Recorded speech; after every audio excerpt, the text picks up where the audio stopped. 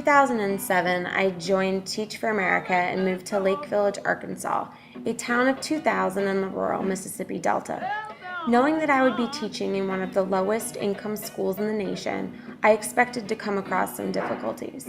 I expected challenges of poverty, inadequate health care, and social injustice. I expected some sort of a digital divide. Probably a lack of technology that only further compounded the problems faced in low-income schools.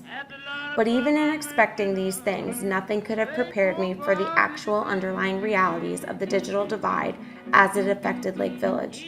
Even after I moved back to the urban community to teach in Camden, New Jersey, the digital divide manifested itself in such similar ways that my own understanding of the issue reached a new level, and bridging the gap became all the more important for the educational success of my fantastic students. 4 years ago, when I joined Teach for America, I would have told you that the digital divide was a direct reflection of the cycle of poverty. Those without the means or resources have a reduced opportunity to access the internet and own computers. This then limits their skill building and access to information, in turn, inadequately preparing people for 21st century jobs.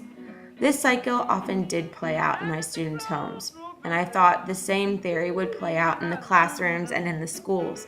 A lack of access would be the primary factor impacting the digital divide.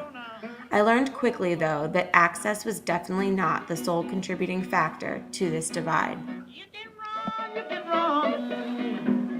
In Lake Village, a town so remote that field trips weren't an option, I found that they actually had quite a bit of technology. While it wasn't necessarily state-of-the-art, computers were in every classroom and students had access to the internet.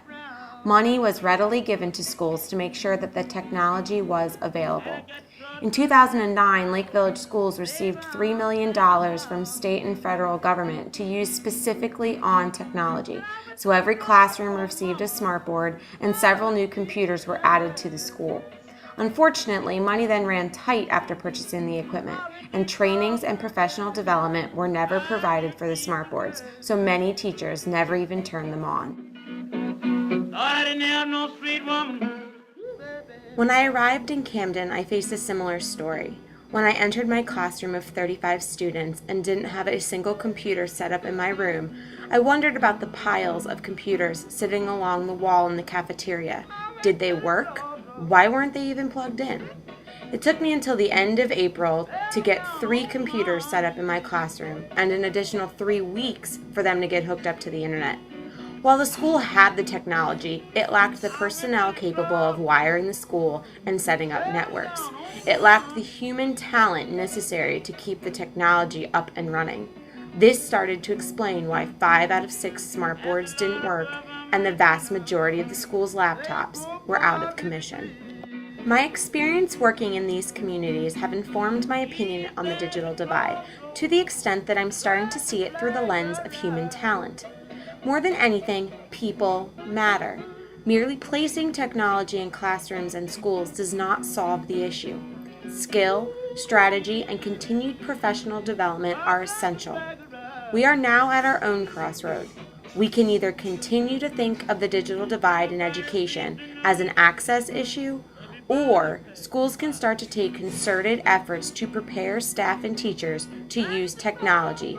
That will address the broader picture. The people behind and beside the technology matter. I went to the crossroads.